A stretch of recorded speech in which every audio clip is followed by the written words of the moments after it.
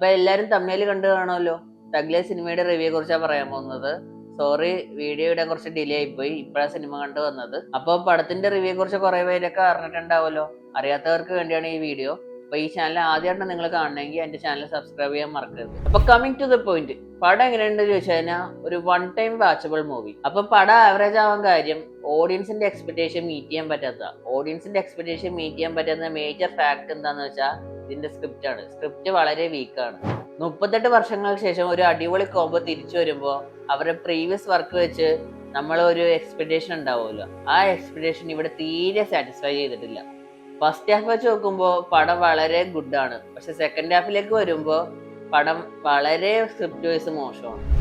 പിന്നെ ഇതില് മെയിൻ ആയിട്ട് എനിക്ക് ഇഷ്ടപ്പെട്ട ആക്ടിങ് സിംബുവിന്റെയും ജോജുവിന്റെ ഒക്കെ ആക്ടിങ് ഉഗ്രനായിരുന്നു. കമൽഹാസന്റെ ആക്ടിങ് എന്ന് പറയുമ്പോൾ കുറെ ഭാഗങ്ങളൊക്കെ അടിപൊളിയായിരുന്നു. പക്ഷെ ചില ഭാഗങ്ങൾക്ക് ഇച്ചിരി ക്രിഞ്ച് ഫീൽ ഉണ്ടോന്ന് ഡൗട്ട്.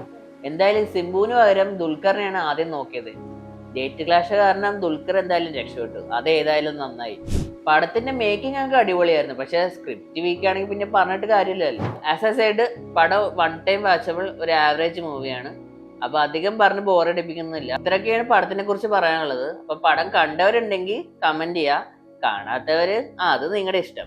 അപ്പൊ ഇതുപോലുള്ള അടിപൊളി വീഡിയോസിനായി ചാനൽ സബ്സ്ക്രൈബ് ചെയ്യുക, പിന്നെ ബെല്ലൈക്കൺ അമർത്താൻ മറക്കരുത്.